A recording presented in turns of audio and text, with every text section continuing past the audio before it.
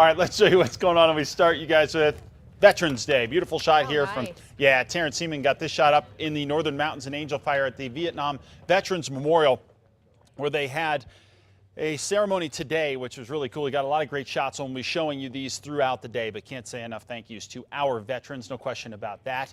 Not only today, but every day. Now, downtown Albuquerque, not much happening at this point. Largely clear skies out there, and tonight there'll be a change. Now, we're going to see more wind as we get some cold air that's going to push its way on in here, and it's going to impact our weather a bit. But for now, it's quiet and clear at this point. You can see no major cloud cover issues. But if you go up to the north, just on the edge of the screen here, you can start to see a few clouds showing up in the corner of the screen here. And we will have some low-lying cloud cover, maybe a little bit of fog, and maybe a little bit of precip across the northern mountains. I'll explain that in just a moment. 67 in the metro right now. Looking at the temperatures across the state, still cool, but all things considered, not unusual for this time of year. 40s and 50s to the north, down to the south, 50s and 60s. Take a look at what's going on to our north. You want to know where the cold front is?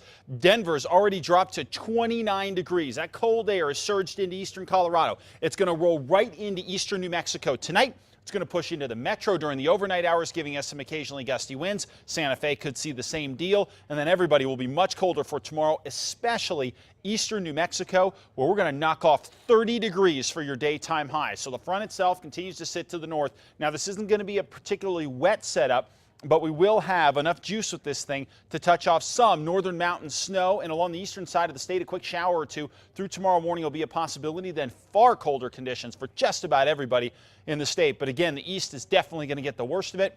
By Wednesday, we start to see a parade of weaker weather disturbances coming through. Now, all of these don't look great, but when we look at it in totality over about a week, we're going to have a chance to get some additional northern mountain snow here. But models aren't always great at figuring out what's going to happen with these weather disturbances that line up, that aren't particularly strong, sort of skirt through. So we'll keep you posted on that later on this week. But the one thing we have to concern ourselves with, obviously, is tonight with that cold front coming in, some snow showers again along the east slopes, down across our central mountain chains as a whole. As you push that cool air up the east slopes, we can wring out just a little bit in the way of some showers here and a little bit of fog as well. This starts to work its way out during the day, and by late tomorrow afternoon, it's just going to be cool across the eastern side of the state, with that chance at showers pretty much being eliminated across the east side of New Mexico. So watch out for, again, a shower overnight tonight in those east slope locations. Otherwise, the big cool down, no doubt about that. Sunshine across southern Colorado for tomorrow, not as affected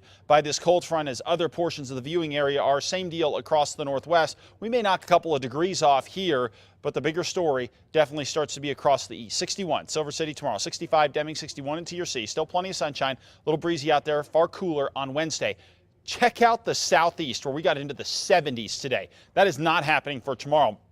Hobbs and Lovington, are you kidding?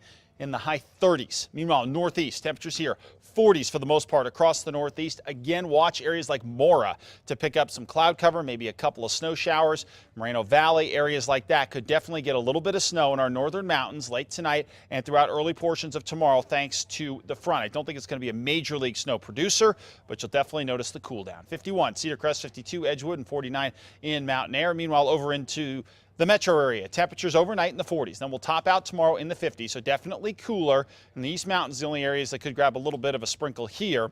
And we stay quiet here as far as precip goes for now. Let's wait and see what happens with these weather systems. If they become a bigger factor, dig down a little farther into the state, we may change that forecast. All right.